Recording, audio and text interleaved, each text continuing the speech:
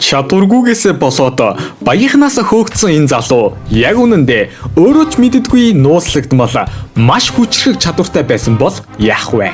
За юу яцгаана?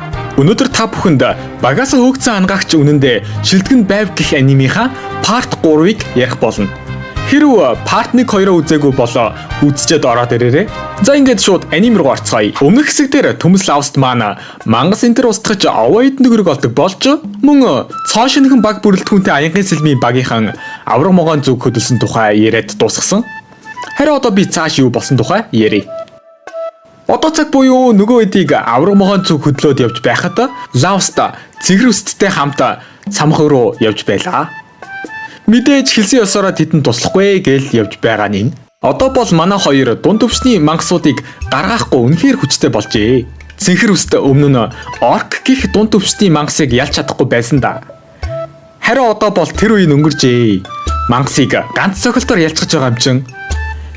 Тэгээд бас ганц хүчтэй болохоос гадна маш хурдан хөдөлгөөнтэй болсон байдаг. Яаж шалмгаа бултаж байгааг нь харалтаа. Амар сайжирсан байгаа үстэй. Хөндлөнгөөс харж байгаа лавста энэ ч л миний хамтрагч шүү дээ. Маш мундаг байна гээл.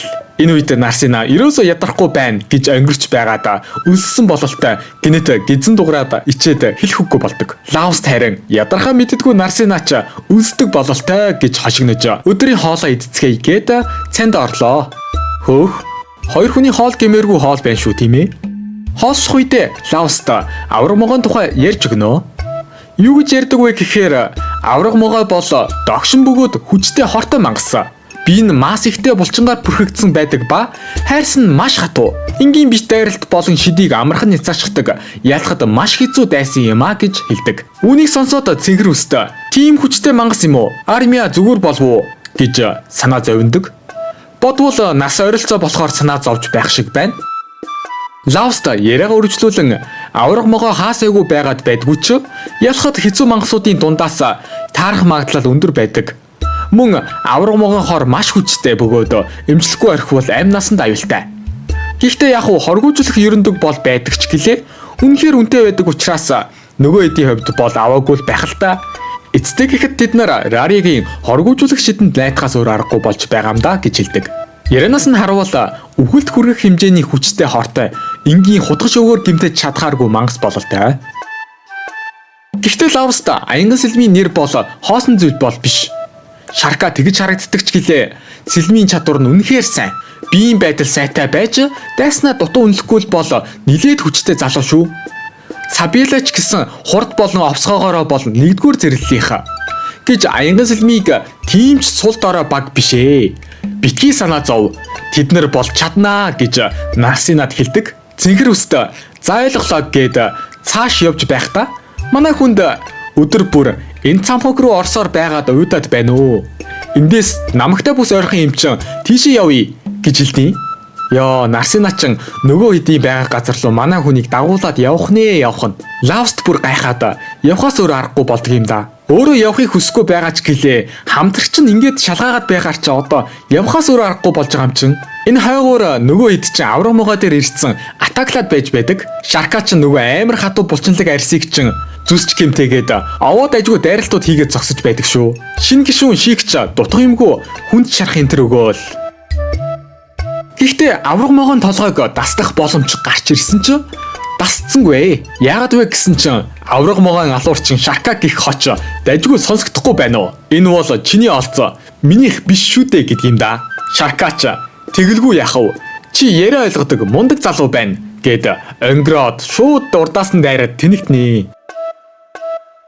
Шарка харсан Сабиэля энэ ч л түүний сэтгэл татам байдал шүү дээ. Та нар ойлгохгүй байна уу? Браво гэд эмчлүүлээд сууж байгаад явж өргөжлүүлэн тулдахаар болдог. Энэ үеэр Шик юу ч хийлгүй ажиглаад зогсож байхдаа ийхүү боддог. Өдий хүртэлх дайралтаар авраг могоон тамир тэнхээ муудсан байна. Хөдөлгөөн нь ч гэсэн удаашрчхаж Сабиэля авраг могоон анхаарлыг сайн татаж чадвал Шаркагийн урд талаас нь дайрах дайралт дайжгүй гэмтэл өгч чадна. Армиагийн шидч гэсэн огт нөлөөлөхгүй байгаа бол биш бололтой. Энэрчээрээ дайраад байвал ялч чадна гэд байж байтал золгүй явдлаас болж нэгэн том чулуу арми охин руу шидэгдэж охин зочирлоосоо болоод зөвхөрөлт автан айж орилсноор байдал биш нэ. Яадаг вэ гэхээр ер нь бол мангасууд хүмүүсийн айдсаар хооллож хүч чадалтай болдог юмсанжээ. Гэхдээ энэ удаа ганц айдсаас гадна ойр хавьд ямар ч логик үндэслэлгүй цугларсан асар их хэмжээний мана буюу шидийн хүч гарч ирснээр авраг могоо тэрхүү шидийн хүчийг ашиглан биеэ өөрчилж чадвараа үлэмжихээр нэмэгдүүлдэг. Нөгөө тасарсан толгой энтер нь цоошин болсон юм шиг л ургаж байгааг нь харалтаа. Эднэр дундаа арай ухаалганд болох шиг нөхцөл байдлыг ойлгож Шаркада одоо угарсан нь дээр гэж зөвлөдөг боловч үгийн үг гэж авалгүй Шарка дайртал. Сэлмэн тасыг л хуурчдаг. Эндээс харвал могоо өмнөхөөсөө илүү хатуу болсон бололтой. Энэ үед ямар ч сэлэмгүй хамгаалтгүй болсон Шарка руу могоо угсгийгээд дайрч яг балраад байж байтал Лауста гинэт гарч ирэн авардаг. Манай хүн дараа нь ярилцъя гэд могоо руу шигтэй хамт дайрч эхэлнэ. Гэхдээ та нар энийг хардаа. Лауст могоо арьсыг өөрийн халаасны богино сэлмээр гимтэж байхыг Шарка чадахгүй байхад манай хүн чадна гэдэг бас л амар чадварлаг байна шүү. Шиг Лаустыг ангаагч бололтой Аримиад туцал би энтхийг аргална гэд үлддэг. Аримиа дээр очтол Аримиагийн байдал маш муу байдаг. Яагаад вэ гэвэл шиддэн хүмүүс бусад шидээ эсэргүүцдэг болохоор ангаагчид муу үйлчлээд нөлөөлөхгүй байлаа. Энэ үед Лауста эдгээлтийг нэгэн зэрэг маш олон удаа ашиглан давхарлаж давтаж эхэлнэ. Үр дүнд нь Аримиа маш хурдан эдгэж эхэлдэг. Хөндлөнгөөс харж байгаа Рария бүр шок. Нэг доор олон юм уулаа гэд ханиад шууд эдгдүүтэй адил эдгээлтийн процесс бол адилхан зүйл шүү дээ. Энд чинь одоо ямар ч логик үндэслэлгүй байж боломгүй зүйл болоод байна. Oh my gosh гэд байж байтал Шарка би ханиад хурж байгаагүй болохоор сайн ойлгохгүй л байна гэж авч байна. Яста тэнэг хүнд юу ч хэлсэн ойлгодгүй гэдг нь энэ байх та. Рария эдгээлтийг давхарлаж байхыг хараханч байтугай амьдралдаа сонсч байгаагүй юм гээд энэ хүн чинь яг хийм бэ гэж гайхшрав. Нөгөө мундаг ангаагч Рария ч эдгэж чадахгүй байсан шархыг тэр доор нь эмчилж эхдэг шүү. Манай хүн. Энэ үед авраг могоо бие хилэмжээр Лаустыг дуудаад байгаа бололтой наашраал гэж байна шүү. Лауста өмнө нь толгойг тастаж байсан болохоор ч тэрүү могоо ус сансан бололтой. Тулаан эхэллээ. Энэ үед Шигийн хэрэглэж буй сэлмийг ямар айхтар эд байсанг олж харнаа. Рари хажуугаас гайхширсан Шаркада ингэж хэлдэг. Тэр бол шидэт сэлэм байгаа юм гэж. Шарка харин асар их хүчийг эзэмшдэг. Домогт шидэт сэлэм хоосон ирээ биш байсан юм гэж үү гэд уулгаалтна. Тэгэхээр Шигч зүгээр л нэг сэлэмчин биш бололтой. Тийм айхтар хүчрэг сэлэмтэй байна гэдэг. Мөн Рария Шигийг мэдэж байна гэдэг. Их л нууц ихтэй эмэгтэй юм а да. За тэр ч яхав.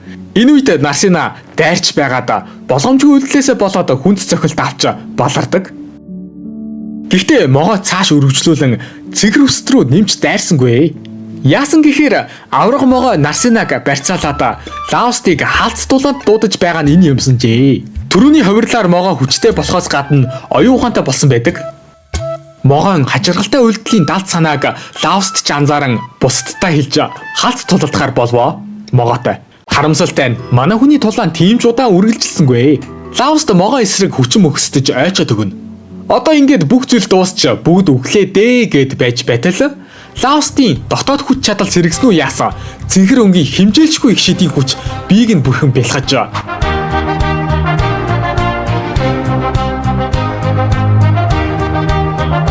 Тэрхүү аимшигтай хүчээрээ Лауст мангасыг хормын дотор завчиж унагадаг. Үнэхээр аимшигтай.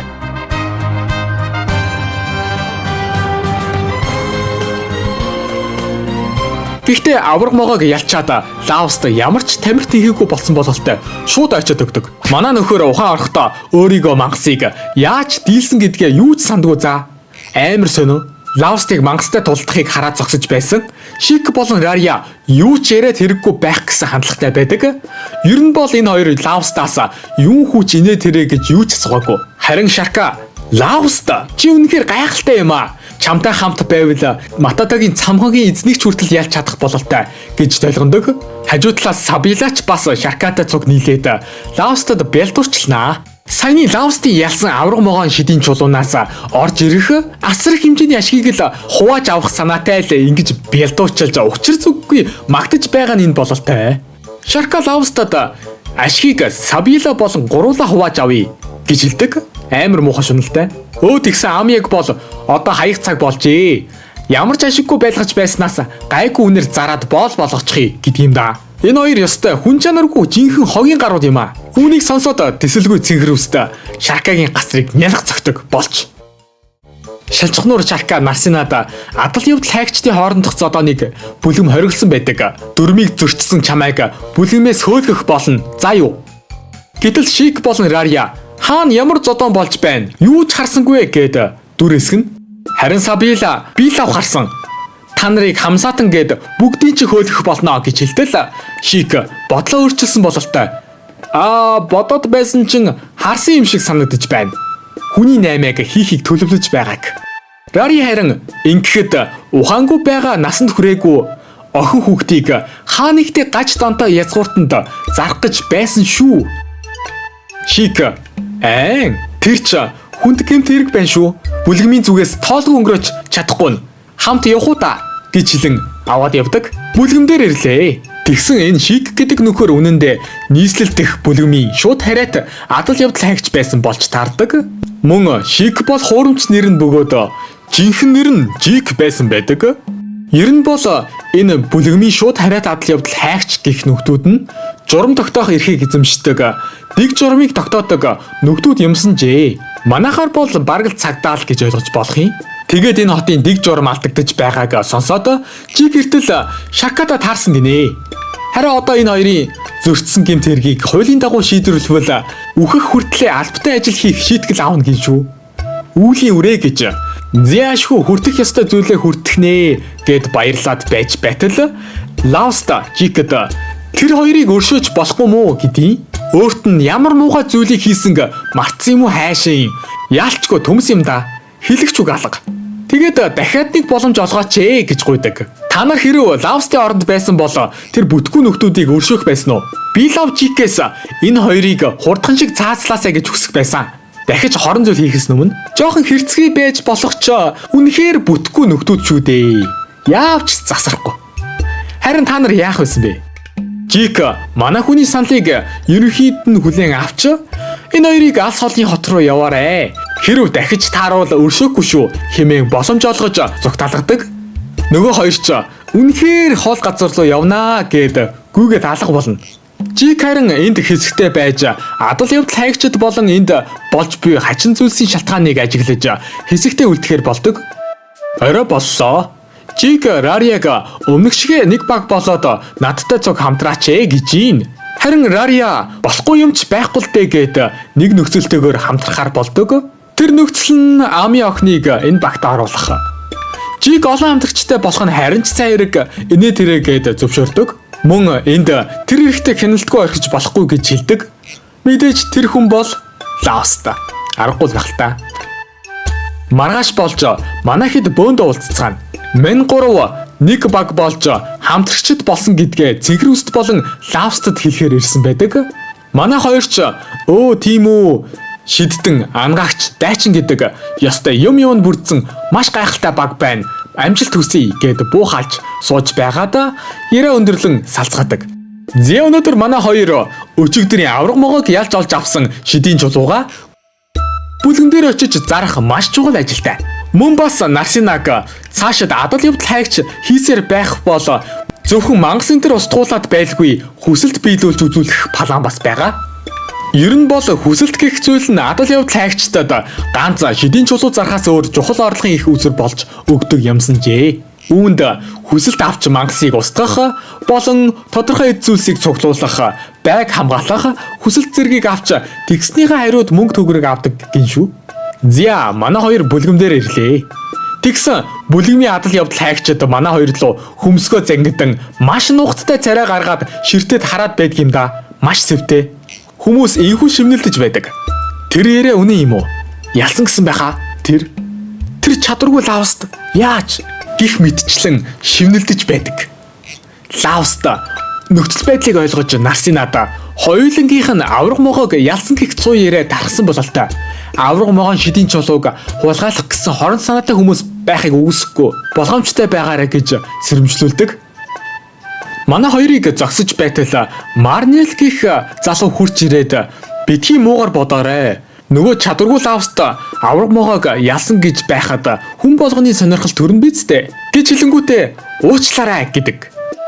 Тэгээд лавстад инхүү хэлдэг. Шарка чамд тийм аимшигтай зүйлийг хийж байхад мэдсээр байж би чамд туслаагүй. Үнэхээр уучлаарай. Эцэстээ гэхэд Шаркатай сөргөлтөхөөс л зайлсхийж байсан юм аа. Мөн чадваргүй лавст гэж дорд үзэж харааж зүхэж байсанд уучлаарай гэдэг. Харин лавст залууд хэлэхдээ хэдий авраг могоог би яалсан ч гэлээ. Эдгээлтээс өөр юу ч ашиглаж чаддаггүй ангаагч гэдэг маань өөрчлөгдөхгүй. Чадваргүй лавст чадваргүй хിവэрэл байна. Тийм болохоор цаашдаа ч гэсэн тэгж дуудаарай гэж хэлдэг. Эрдэмтэй хүн даруухан их мөрөн дүлгөн гэж. За үнийг сонсоод Марниел за ойлголоо. Дараа ямар нэгэн юм болвол дуслан шүү гэсээр явлаа. Эцэст нь хүсэн хүлээсэн мөч болох шидийн чулууга зарах цаг боллоо. Өндөр төвчний мангас авраг могоог хувирсан хүчтэй байхад нь устгасан учраас могоон шидийн чулуу улам үнцэнтэй болж хамгийн багадаа 10 дахин их мөнгөөр зарагдана гэж байна шүү. Ингээд манай хоёр баяжсан. Ер нь бол мангас барагтаа хувираад байдгүй болохоор ховор гээд үнцэн нь нэмэгддэг юмсан жээ. Хувирахад асар хэмжээний шидийн хүч хэрэг болдог болохоор цамхагийн гүнтэл биш бол барагтаа болтгүй юм гинэ. Тэгсэн лавста цамхагийн гүнд биш байхад хувирсан авраг могоо болон орк гэх дунд төвчний мангас сул доройчуудын давхарт хэсүүчилж байсан гэдэг чинь цамхагт ямар нэгэн зүйл болохгүй байгаа юм биш үү гэж сануулдаг бүлгэмийн эмэгтэйд. Энэ үеэр хаанзамуу гэх нөхөр гарч ирээд ярих зүйлийг чинь би сонсъё гэд дагуулад явдаг. Сануулгыг уншиж буй хаанзумаа дунд давхрын мангас дээд давхарт гарч ирсэн болон цамхагийн гадна хуурч чаддгийг шалгах яхахгүй ховор үзэгдэлч гэлээ анхудаага болж байгаа юм бол биш. Иймхэн асуудлыг шийдэж байх цаг энэ төр алга. Тийм л их боломжлоод айгаад байгаа юм бол энэ хотоос яв гэж хэлээд манай хоёрыг гаргадаг. Цэнхэр үст хаанзумаг ямар амар муухай аштай хүн бэ гэд гомдлоод байж байтал бүлгэмийн эмэгтэй инхүү хэлдэг. Хаанзумаа бол тийм л хүн. Ингэхэд та хоёр энэ салбарын эрхлэгчийг мэдэх үү? Цуу яриагаар бол нилээд нас дээр гарсан хөгшин өвгөн учраас өрөөндөө бүгдчихсэн бололтой байсан. Тэгээд тэрний оронд энэ салбарыг хариуцж байгаа нь энэ хаанзумаа юм.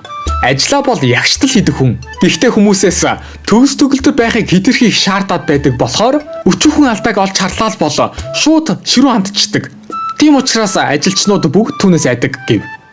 Харин лавст за тэрч яах вэ? Чамаас нэг гуйх зүйл байна гэд бүлгэмд ирсэн хүсэлтүүдийг харуулж сонголт хийхэд минь туслаач гэж гуйдаг. Нарсина харж байснаа. Нэг хүсэлтийг энэ ч одоо юу юм бэ? Цамхаг доторх нууранд загасчлмаар байгаа учраас тэр хүртэл хамгаалуулмаар байна гинүү гэд бүр гайхаад энэ чин одоо адал явдал хайгчтай ажил муу юм уу гэж асуутал бүлгэмийн эмэгтэй шагнал өгнөөл гэж байгаа бол бүгд ажил шүү дээ гэдэг. За тэгээд харж ингээл байж байснаа Нарсина. Энэ ч л миний хүсэж байсан хүсэлт байна шүү дээ гэж мангас устгах хүсэлт авахар болдог. Гэтэл тэр хүсэлт нь Феникс гэдэг тэнгэрт нисдэг мангас байж тардаг. Холоос дайрч чадахгүй манай хоёрт ялах боломжгүй хэцүү мангас байгаа юм. Бүлгэмийн эмэгтэй энэ хүсэлтийг биелүүлэхэд та хоёрт дайчин шидтэн багдаала бүсийн эдгэлтээс өрөөний эдгэлт ашиглаж чаддаг ангаагч хэрэгтэй гэж хэлдэг. Үүнийг сонсоод манай хоёрын тархинд шуудлаа нөгөө гурав орж ирж байгаа юм чинь. Тэгээд нөгөө гуравтай чинь уулзахаар очиж уучраа хэлэн хамтрах саналаа тавьдаг. Нөгөө гуравч болох юм биш үү гэж хэлэн мөн Рариач Жикиг Лавстыг ажиглах гэж байгаа болоо хамт явах нь харин ч ашигтай шүү гэж ятгаад цуг явахаар болж бөөндөө маргааш өглөө хөдлөхөр болдог. Явхасаа өмнө манай хэд аялалд шаардлагатай хэрэгслүүдээ авахаар явж өдөржин шопинг хийнэ. Шопинг хийгээд явж байтал цэнхэр үстийн хойноос нэгэн увуулан үстэй эмэгтэй олчглоо гэж хэлээд тэврээд авд юм да. Тэгсэн тэр эмэгтэй Нарсинагийн таньдаг хүн байж таарав. Эмэгтэй өөрийгөө ингэж танилцуулдаг. Нэгдүгээр зэрэглэлийн шидтэн, дээрэс нь адал явдал хайгч, уйлж буй хүүхэд ч дууга хураах галын бурхан Ларма самаа ирлээ. Нарсина аав таныг над руу явуулжээ гэхэд Ларма өхөөрдөм ганц охин нь гэрээсээ явчихсан учраас Намайг яаж байгааг нь харчаад ирээ гэж гуйхаар нь яаж татгалцах билээ гэж хэлэн зогсож байтал энэ үед Лауст чирч таарлаа. Тэгсэн энэ Ларма гэх эмэгтэй манай хүний багш нь байсан байвал яах вэ? Олон жил уулзаагүй багштайгаа уулзсан Лауст нэг хоолны газарт орж ирээд Мендуса мэдцгээгээд хуучнаа дурсан суудаг. Энэ эмэгтэй Нарсинаг жоохон байхаас нь л мэддэг их л дотон хүн юм гин шүү. Лаустын чадварыг шалгах гээд Ларма гэнэт шидэр дайртал манай хүн амархан гихчин болтчихно. Сурсан чаддаг юм хуман зэврээгүйг Ларма мэдээд авлаа. Тэр цааталт сууж байгаа нөхрийг хардаа. Хөөхий дөө. Лаустаас болоод түлэх юм ах идэж байна штэ. Бүр өрөвдчлөө. Яриа дунд цэгэр үстийг гэрээсээ зугтсан зугтаагүй гэх маргаан эхэлнэ. Нарсинагийн хувьд бол би гэрээсээ зугтаагүй. Бүр захидал хүртэл үлдээсэн гээл бод. Та нар буруу ойлгоод байна гэсэн байр суурьтай байдаг. Лауста цэнхэр үстийг захидал дээр юу бичиж үлдээсэн юм бэ гэж асуутал цэнхэр үст ах дээр очлоо. Санаа зовох хэрэггүй шүү гэж сайтар бичиж үлдээсэн гэж авт юм да. Ястай бүтэхгүй. Манай хоёр бүр шок. Нарсинаг ямар амар төмс байсан мэдээд. Ларма насанд хүрээгүй охин ахынч биш залууг ахаа гэж дуудаж тийшээ явах болохоор санаа зовох хэрэггүй шүү гэж хэлээд гэрээсээ явна гэдэг чинь одоо юу гэсэн үг вэ гэдэг. Эндээс харвал түүнийг Лаусттай адилхан төмс гэдгийг харж болохоор байна. Би ч одоо төмс гэдэг аним яриад байгаа юм биш үү? Хэрв санал нийлж байгаа бол комент хэсэг дээр төмс Нарсина гэж бичээрэй. За энэ ч яг уу цэнхэр үстийг Ларма яагаад гэрээсээ зугтсан юм бэ? Гэтэл Нарсина толгойн дотроо яасан ч хэлж чадахгүй. Ахад анхны харцаар дурлсан тэр өдрөөс хойш гэрийнхээ албатыг ашиглаж ахыг ажиглуулж аянган сэлбээс хөөгцөн гэдгийг мэдээд энэ боломжийг алдаж болохгүй гэд гэрээсээ зугтсан гэж яасан ч хэлж чадахгүй гин. Энэ охин чинь манай хүнтэй суувал амар хардаж сэрддэг эмэгтэй байх нь үгүй юу? Манай хүнийг өнөөдрийг хүртэл байн хүмүүсээр тагнуулсан гэдэг чинь Лауст Нарсинаг гэртээ очисон дээр байхаа гэж хэлтэл цэнхэр үст баг уйлах нэ. Би гэртээ очих юм бол дахиж тантай уулзах чадахгүй шүү дээ. Инээ тэрэ гэж. Улаан үст харин тийх шаардлагагүй. Намайг зүгээр л ажиглаад юу болж байгааг мэдээд ир гэсэн юм. Харин ч Лаустын хажууд байгааг мэдээд бүр сэтгэл амарчлаа гэдэг.